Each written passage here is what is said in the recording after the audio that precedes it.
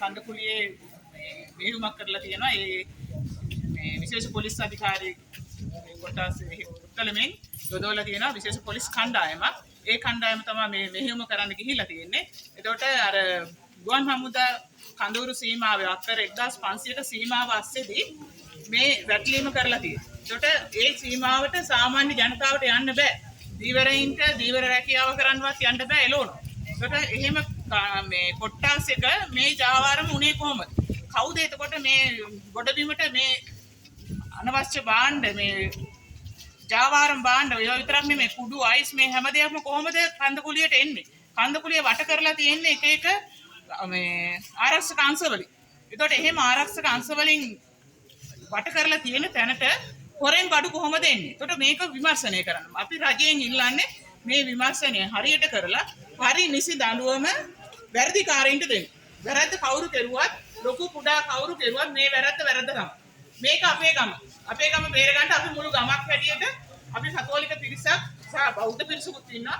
මේ හැමෝම ඉදිරිපත් වෙනවා. එතකොට ඒ ඉදිරිපත් වෙලා ඉල්ලන්නේ මේ ගමේ කොඳු නාරටිය යවුවනේ. මේ යවුවනේ ගොඩ ගන්න ඕන. දැන් යවුවනේ විනාශ වෙලා. ඊළඟ එයාලගේ ඉලක්කය පාසල් දරුවෝ.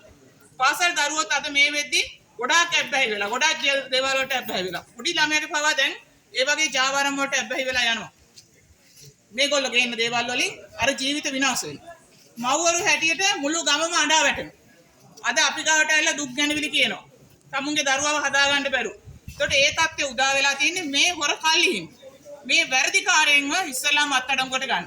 මේ මෙහෙයුම කොහොමද උනේ කොහොමද කියලා හොයලා දෙන්න. හරි විමර්ශනයක් කරලා නිසි දඬුවම දෙන්න කියලා රජයෙන් ඉල්ලා සිටිනවා.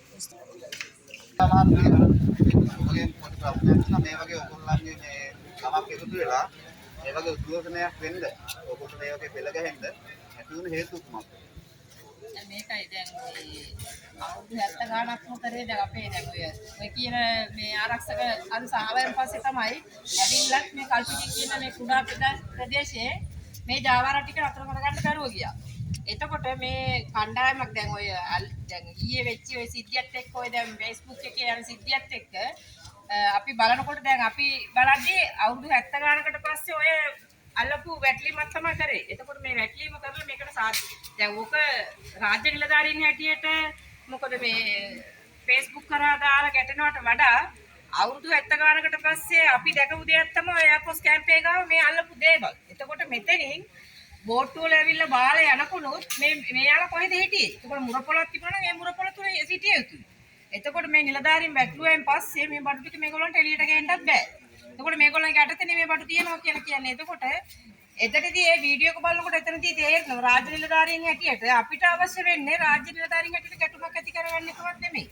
අපිට අවශ්‍යතාවය වෙන්නේ ගමක් හැටියට හැම නිලධාරියෙක්ම එකතු වෙලා අපේ දරුවන්ගේ අනාගතය සඳහා වැඩ කරන එකයි. මෙතනදී වෙලා තියෙන්නේ අක්කර 1500ක් විතර භූමි ප්‍රදේශයක් අල්ලගෙන එතනදී ඔය කියන ජාවාරම්කාරයෝ ඔක්කොම අවුරුදු ගාණක් තිස්සේ අපි දන්නවා මිනිස්සු අපිට ඔත්තුවක්වත් දෙන්නේ නැහැ.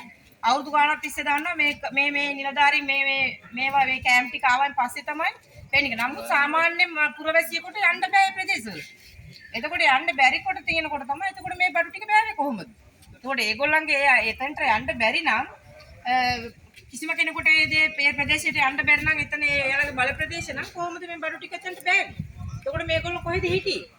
එතකොට ඒ හින්දා ගමේ හැටියට අපිට ඉල්ලීමක් කරන්න තියෙන්නේ මේ කියන මේ කුඩා දූපත ආරක්ෂා කරගන්න බැරි නම් මෙච්චර මේ සිවිල් ආරක්ෂක කණ්ඩායම ඉන්නවා නාවික හමුදාවේ ඉන්නවා එතකොට ගුවන් හමුදාවේ ඉන්නවා එතකොට මේ කිසිම කෙනෙකුට මේ පොඩි මේ ගම ආරක්ෂා කරන්න බැරි නම් අපි කොහොමද මේ රටක් හැටියට අපි විශ්වාසයක් ඇති කරගන්නේ? ඒ හින්දා අපි අර ජනාධිපතිතුමාගෙන් ඉල්ලන්න තියෙන්නේ කල්පිටිය කියන ප්‍රදේශයේ මේ විදියටම තමයි අවුරුදු ගාණක් තිස්සේ තියෙන්නේ. ඒ හින්දා ඔබතුමාට ඡන්දය දුන්නේ අපි මේ මද්ද්‍රව්‍ය වලින් මේ විනාශයට පත් වෙලා යන මේ පොඩි නගරේ මේ කල්පිටිය ප්‍රාදේශ මේ කොහෙද පාලාවිය මෙහාට උත්තලම පාලාවිය කියන්නේ ඊටාත්ම මේ මද්ද්‍රව්‍ය නිසා මිනිස්සු ළමයිව මේ වෙලාගෙන ඉන්නේ. ඉතින් ඒ නිසා හැම දෙමව්පියෙක්ම ගෙදර අඬා කඳුලෙන් තමයි ඉන්නේ ගෙවල් වල. ඉතින් ඒ නිසා ජනාධිපතිතුමාගෙන් ඉල්ලීමක් කරන්න තියෙන්නේ මේ සිද්ධිය දිහා බලලා අපිට ඕන කරන්නේ මේ ප්‍රදේශවල ඇවිල්ලා කාටවත් මේව තමුන්ගේ ප්‍රදේශ කියලා අයිති කරගන්න බෑ. එතකොට මේක මූදු වෙරළ මේ වෙරළපඩ ප්‍රදේශයක් තියෙන. එතකොට මේ තමුන්ගේ කියලා අක්කර 1500ක් අල්ලගෙන භූමි ප්‍රදේශයේ මේ ජාවාරම්කාරයෝ බඩු බාන්න එතකොට කොහොමද මේව කරන්නේ? එතකොට මේ කට්ටිය දැනුවත්වනේ මේක කරන්න ඕනේ. ඒ නිසා ජනාධිපතිතුමාගේ ඉල්ලීමක් කරන්නේ ජනතාවක් හැටියට අපි මේ කුඩා දූපතේන මේ ජනතාවක් හැටියට ඉල්ලීමක් කරන්න තියෙන්නේ. මේ ප්‍රදේශයෙන් තමයි හැම තැනටම බඩු යන්නේ. ඉතින් අපි දන්නවා මේ ප්‍රදේශයේ තමයි බඩු දීවරයෝ කියනවා මේ කවුරු පොලිසියෙන්වත් කොහෙන්වත් අල්ලන්නේ නැහැ කියලා. නමුත් අපේ මේ මං හිතන්නේ හැම රැස්වීමකටම ගිහලා අපි ඉල්ලීමක් කරා තමයි මේ කණ්ඩායමකුත් ඇවිල්ලා තියෙන මහතුරු කණ්ඩායමකුත් ඒ මහතුරු කණ්ඩායම ආපුදා ඉඳලා මගේ කනට හිත අපි ගමක් හැටියට අපි වැඩ කරන නිසා සමිති සමාගම ඉන්න නිසා පොදු ජනතාවෙන් ඇහෙන එකම දෙයක් තමයි මේ මහතුරු ආවයන් පස්සේ මම ඒ මහතුරුගේ පැත්ත කතා කරනවා නෙමෙයි හැබැයි මම මේ දැකපු සත්‍ය කතා කරන්නේ. මේ මොකද පාරකවත් බහැලා යන්න පුළුවන් තත්ත්වයක් තියෙන්නේ දැනුයි කියලා. එතකොට ඉස්කෝලේ ගුරුවරයෙකුටත් යන්න බැරි තත්ත්වයක් තමයි මේ පාරේ තිබුණේ. හැම තැනම කල්ලි මේ වෙලා බයික් වලින් ඇවිල්ලා බඩු බෙදා හැරියා. ඒ වගේ එතකොට මේ පොඩි කාණ්ඩ වගේ කියන මහා පරිමාණයෙන් ජාවාරම් කරන 4-5 දෙනෙක් ඉන්නවා. හැබැයි ඔය කියන කිසිම කෙනෙක්ව පොලිසියෙන් අත්අඩංගුවට අරගෙන නැහැ තාම. අපි මොන ප්‍රජා පොලිස් කමිටු තිබ්බත් ඒ අපේ කාලය කෑමක් විතරයි. නමුත් ඒ කිසිම මේකකින් මේ කිසිම නිලධාරියෙක්ව අත්අඩංගුවටත් අරගෙන නැහැ. විමර්ශනයක් කරලත් නැහැ. ඒ නිසා අපිට ඉල්ලීමක් කරන්න තියෙන්නේ මේ සිද්ධිය දිහා අපිට ඕනේ මේක මෙතනින් නැති කරන්න විතරයි. ඒ නිසා අපිට ඕනේ මේ දේවල් මේ ගමෙන් මේවා තුරන් කරන්න ඕනේ මේ දරුවන්ව බේර ගන්න ඕනේ හැම අම්මා කෙනෙක්ගේම ඉල්ලීම මේක. පොඩි පාසලක් තියෙන්නේ මේ පාසල තුනටත් දැන් ඒකත් භයානක තත්ත්වෙ තියෙන්නේ. ඒ නිසා හැමෝම ඉස්සරහට ආව නමුත් ජනතාවක් හැටියට දැන් පස්සට ගියේ පසුබහින්න සිද්ධ වුණේ මේක කවුරුත් රාජ්‍ය නිලධාරීන් හැටියට කිසිම කෙනෙක් සොයා බලන්නේ නැති නිසා කිසිම කෙනෙක් එන්නේ නැහැ. ඒ නිසා දැන් හොඳ නිලධාරී කණ්ඩායමක් ඉන්නවා අපිත් එක්ක වැඩ කරන්න. ඒ නිසා ඒගොල්ලන්ට දක්වන සහයෝගයක් හැටියට අපි හැම කෙනාම එකතු වෙලා පියතුමාත් එක්ක එකතු වෙලා තමයි මේ වැඩපිළිවෙල කරලා තියෙන්නේ. ඒ නිසා මම අධිකාරී ජනාධිපතිතුමාගෙන් ඉල්ලීමක් කරන්න තියෙන්නේ ජනතාවක් හැටියට අපි ඉල්ලන මේ ඉල්ලීමට සාධාරණ පරීක්ෂණයක් කරලා මේක මින් ඉදිරියට මේ කියන භූමි ප්‍රදේශවල ලකුණු කරගෙන ඉන්නේ නැතුව මේ කියන වැටලීම් කරන්න ඒ මහත්තුරුන්ට ඒ වලට යන්න පුළුවන් බල ප්‍රදේශයක් කරලා දෙන්න කියලා තමයි ඉල්ලීමක් කරන්න තියෙන්නේ.